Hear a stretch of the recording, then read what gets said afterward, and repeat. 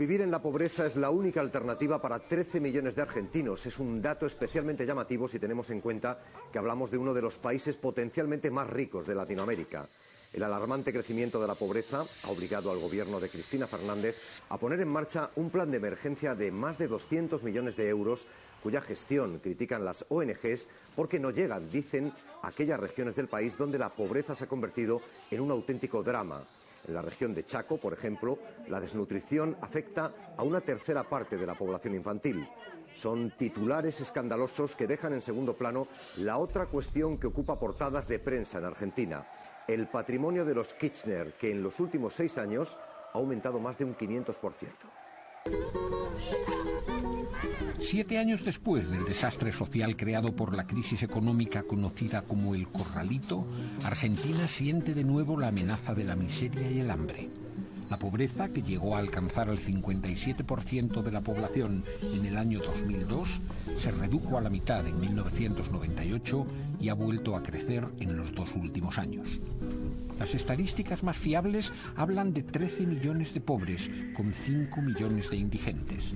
La Iglesia Católica eleva las estimaciones hasta el 40% de la población y el gobierno admite que por lo menos 1 de cada 4 argentinos sufre grandes privaciones.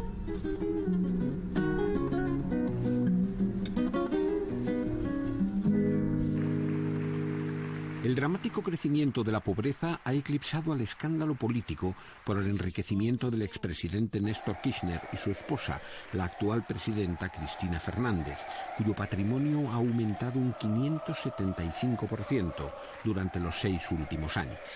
Las sospechas de que la llamada pareja presidencial participe en la corrupción endémica que ensucia los aparatos políticos y estatales han pasado a un segundo plano ante la alarma social causada por el empobrecimiento de la mitad de la población.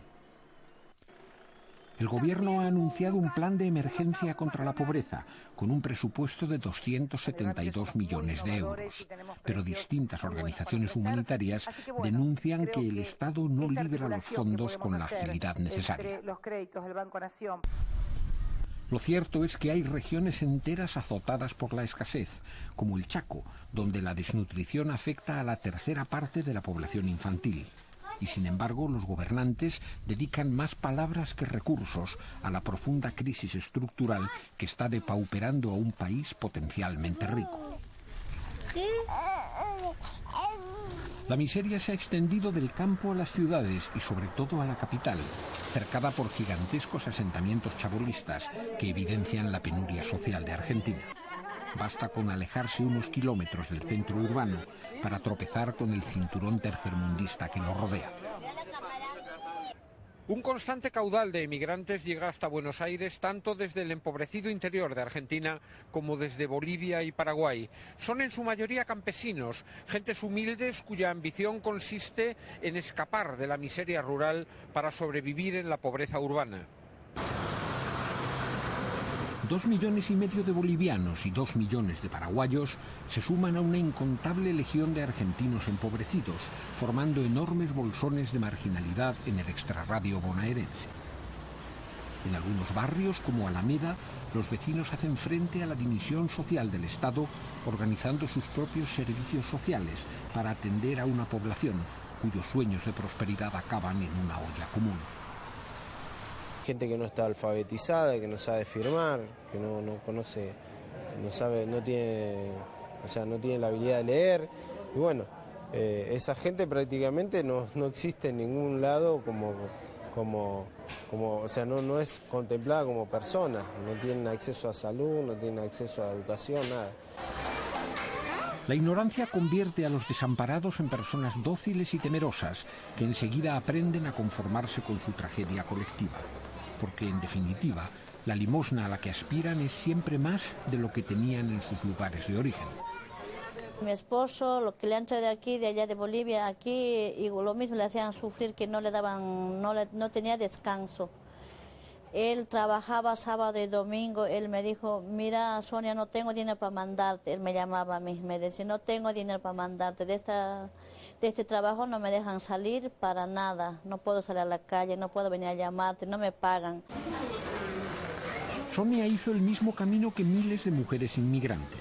Viajó para reencontrarse con su marido, recomponer su familia junto a él y alcanzar unidos la meta social de la pobreza. Aquí por lo menos tenemos comedores, allá en Bolivia no hay comedores y no tenemos esa ayuda, somos gente pobre.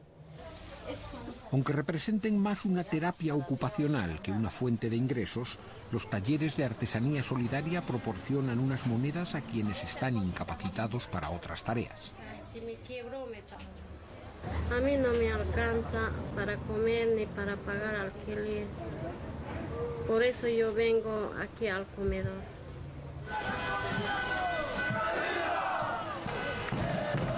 La inmigración responde siempre a una lógica ambición de prosperar, a una búsqueda de la felicidad. Pero casi siempre esos sueños se transforman en pesadillas. Entonces el grito callejero constituye la única forma de rebelión. Y los desamparados tienen que reinventar las luchas obreras porque no hay sindicatos de trabajadores clandestinos ni existen los derechos laborales cuando se carece de papeles. Hay niños, hay adultos en los talleres esclavistas con los que nosotros estamos en contra, hay que denunciarlo.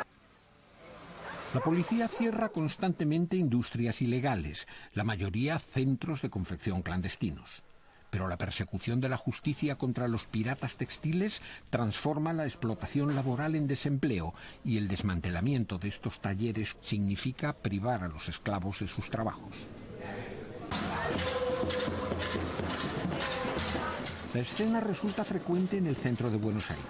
Un puñado de obreros textiles se reúne frente a una tienda de marca para quejarse de que las prendas de altos precios dejan tan solo unos céntimos en las manos que las cosen.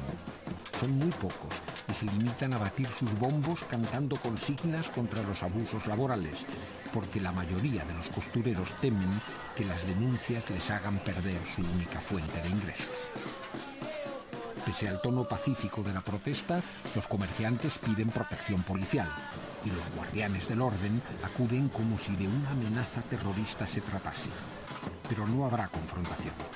Los trabajadores saben que libran una batalla perdida porque someterse a la explotación constituye la única alternativa a la miseria de la que huyeron. La televisión transmite en directo la pequeña concentración, que resulta una molestia para el tráfico.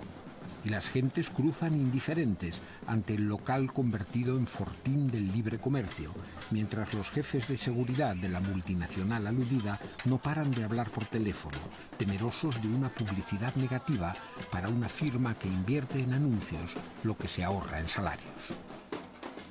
Acá se conoce como trabajo esclavo a gente que es traída con engaños, sobre todo de países limítrofes como Bolivia, Perú, Paraguay, y que son confinados en lugares de mala muerte, es decir, que no reúnen las mínimas condiciones de higiene y seguridad, durmiendo en el piso, hacinados con sus familias.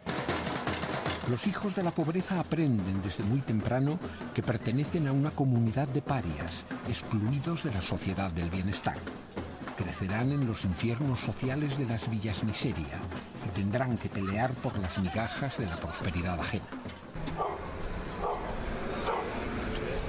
El Bajo Flores es uno de los barrios donde encuentran refugio y comparten infortunio argentinos, bolivianos y paraguayos, expulsados de sus tierras por una escasez crónica e insuperable, porque el hambre no entiende de nacionalidades.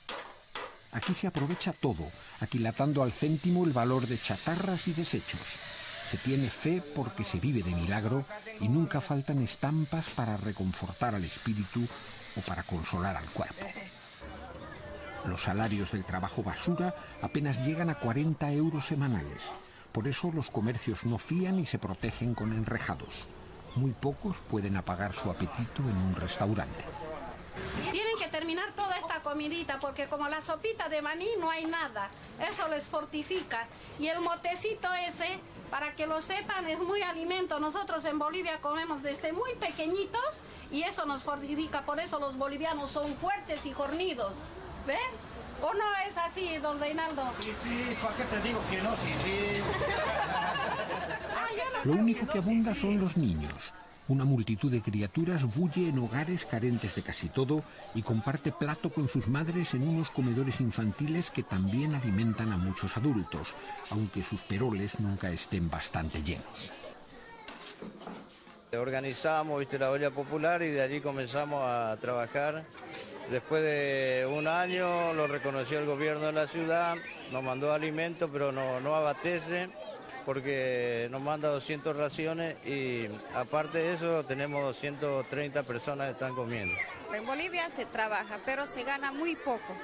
Entonces en aquí sí se puede ganar un poco más, no ahorrar, pero sí se gana un poco más. Entonces de ese modo yo me quedé aquí, asistimos aquí al comedor y estamos bien. Entonces, o sea, eso ya es otra ayuda más para nosotros. Yo estoy contenta en aquí vivir en la villa porque hay apoyo del gobierno y tenemos este comedor gracias al gobierno.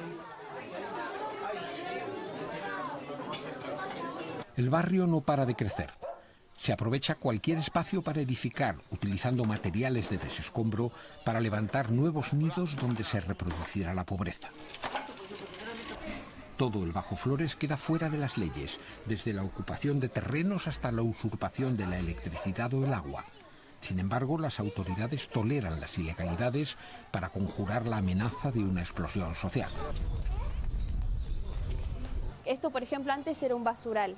Entonces uno tiene que venir acá, se asienta, hace las casas y todo es en un marco ilegal. Uno nunca puede terminar de construir porque no sabe cuándo te van a echar, ¿no? Uno no puede ir a reclamar nada en la salita porque siempre es como que no siente esa legalidad o ese derecho como para poder hacerlo. Entonces el tema de pagar los impuestos, en cierta forma, nos da un plus de ciudadanía. Eso es gran mentira. Los dirigentes vecinales debaten cómo conquistar y ejercer derechos ciudadanos. Intuyen que la única forma de que el Estado reconozca su existencia, más allá de ineficaces programas de caridad, consiste en pasar por su caja recaudadora, porque pagar impuestos les permitiría exigir prestaciones sociales. Empezar a pagar los impuestos, empezar a pagar por lo menos la luz, el agua, para que mejore también toda la infraestructura. Una de las pocas formas de supervivencia es la venta de productos caseros o artesanos en mercadillos populares, como la Feria de Bonarino, cuyos comerciantes y clientes se mantienen en una economía marginal. Que la mayoría de la gente acá que comercia, digamos, vende sus productos que los elabora ellos mismos a través de los microemprendimientos que la Federación ha desarrollado en el momento, ¿no? Ahora, digamos, eso digamos, es lo que el mandato que tenemos nosotros para poder ayudar a la gente nuestra acá.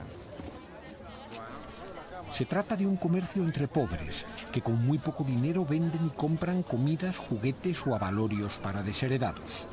En sus puestos se gastan unos sueldos que no alcanzan para un supermercado y se cobran sumas que tampoco son negocio, sino paliativos de la penuria.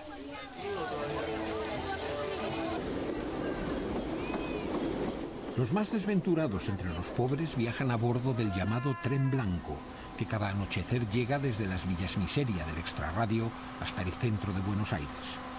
Una hilera de vagones rescatados del desguace transporta una patética legión de basureros independientes, dispuestos a emprender su rebusca cotidiana entre los desperdicios de los sectores más acomodados de la sociedad argentina. Para comer se saca. Para comer y para mantener a los chicos, todo para mandar a la escuela, sí se saca. Yo hace ya 10 años que vengo y hay mucha gente que viene ya hace bastante tiempo, ya más que yo. Y vengo porque, bueno, trabajo, nosotros vamos a buscar un trabajo y no nos dan. Y bueno, para nosotros esto es un trabajo. Centenares de familias de cartoneros recorren las calles durante la noche, recogiendo los desperdicios del consumo ajeno como medio de sustento. El distrito financiero, la denominada City porteña, es uno de sus lugares habituales. A nosotros no nos gusta hacer esto, pero no nos queda otro que venir y meter la mano en la basura. A nosotros nos gustaría estar en la casa calentito, estando con nuestro hijo. No es vida esto, sinceramente no es vida.